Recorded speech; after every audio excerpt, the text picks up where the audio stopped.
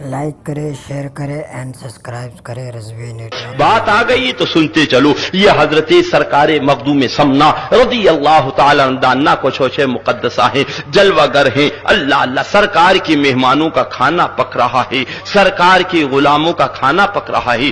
اتنے میں بلی دوڑتی ہوئی آتی ہے، باورچی کا دامن کھینچتی ہے۔ اللہ اللہ، باورچی نے پیچھے مڑ کے دیکھا تو بلی ہے، مار کے علیحدہ کر دیا۔ پھر کھانا پکانے کے لیے سالن تیار کر رہا ہے، پھر بلی آئی اور بلی نے دامن کھینچا۔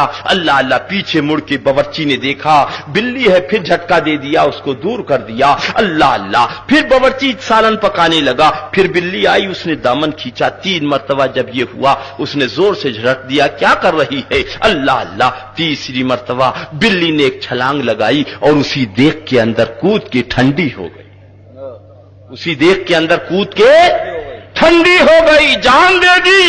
باورچی دوڑا ہوا حضرت کی بارگاہ میں پہنچا، حضور آپ کے پیارے دربار میں رہنے والی، آپ کے در پاک پہ پلنے والی وہ بلی آپ کی، اس نے 3 مرتبہ میرا دامن کھینچا، دامن کھینچا، دامن کھینچا، میری سمجھ میں کچھ نہیں آیا۔ 4تھی مرتبہ اچانک اس نے چھلانگ لگائی اور وہ دیگ کے اندر چلی گئی اور وہیں مر گئی۔ اللہ اللہ، حضرت نے ارشاد فرمایا بلی کو نکال کے ادھر لاؤ۔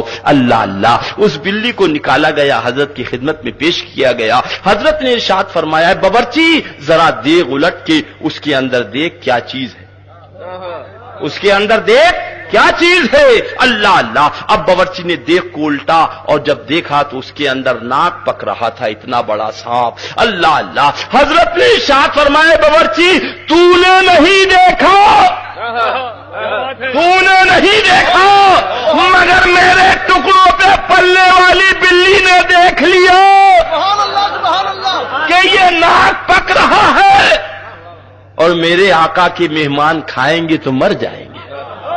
وہ تجھے بار بار سمجھا رہی تھی، بار بار سمجھا رہی تھی اور تو سمجھا نہیں، تو بلی نے کہا کہ میں بچوں، میرے سرکار کے مہمان مر جائیں یہ گوارا نہیں۔ بلی نے اپنی جان دے دی، میرے مہمانوں کو بچا دیا۔ اللہ اللہ،